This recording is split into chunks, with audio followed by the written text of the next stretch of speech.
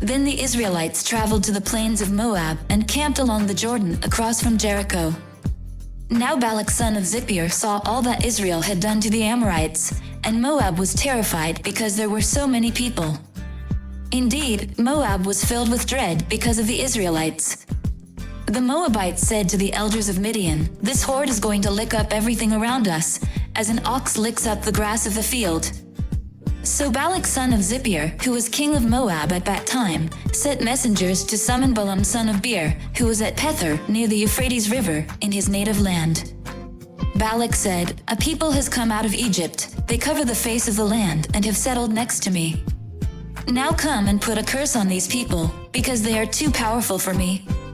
Perhaps then I will be able to defeat them and drive them out of the land. For I know that whoever you bless is blessed, and whoever you curse is cursed." The elders of Moab and Midian left, taking with them the fee for divination. When they came to Balaam, they told him what Balak had said. "Spend the night here," Balaam said to them, "and I will report back to you with the answer the Lord gives me." So the Moabite officials stayed with him. God came to Balaam and asked, "Who are these men with you?"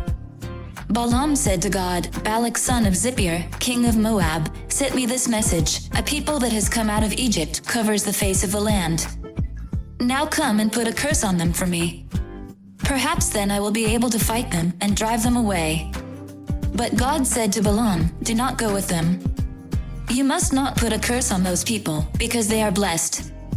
The next morning Balaam got up and said to Balak's officials, "Go back to your own country, for the Lord has refused to let me go with you." So the Moabite officials returned to Balak and said, "Balaam refused to come with us." Then Balak sent other officials, more numerous and more distinguished than the first. They came to Balaam and said, "This is what Balak son of Zippor says: Do not let anything keep you from coming to me, because I will reward you handsomely and do whatever you say. Come and put a curse on these people for me." But Balaam answered them, "Even if Balak gave me all the silver and gold in his palace, I could not do anything great or small to go beyond the command of the Lord my God. Now spend the night here so that I can find out what else the Lord will tell me." That night God came to Balaam and said, "Since these men have come to summon you, go with them, but do only what I tell you." Balaam got up in the morning, saddled his donkey and went with the Moabite officials. But God was very angry when he went, and the angel of the Lord stood in the road to oppose him. Balaam was riding on his donkey, and his 2 servants were with him. When the donkey saw the angel of the Lord standing in the road with a drawn sword in his hand, it turned off the road into a field. Balaam beat it to get it back on the road. Then the angel of the Lord stood in a narrow path through the vineyards, with walls on both sides. When the donkey saw the angel of the Lord, it pressed close to the wall, crushing Balaam's foot against it. So he beat the donkey again. Then the angel of the Lord moved on ahead and stood in a narrow place where there was no room to turn either to the right or to the left.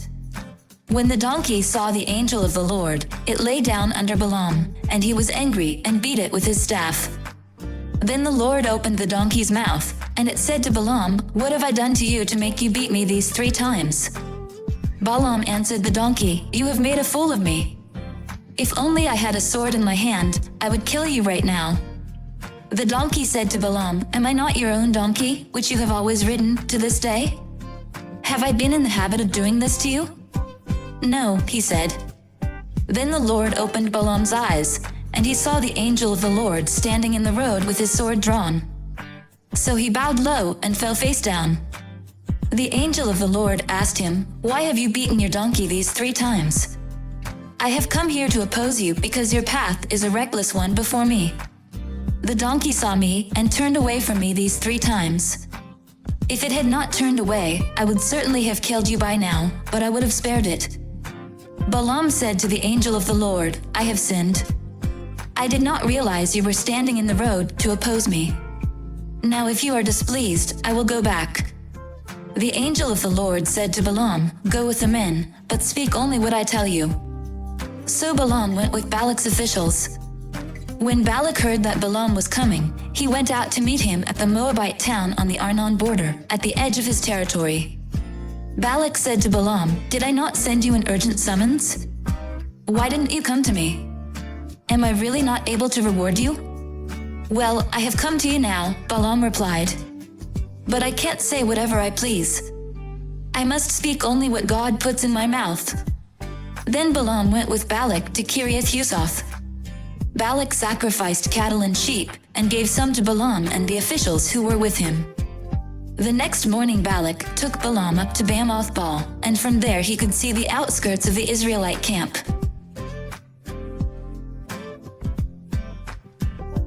Come follow me, and I'll send you out to fish for people.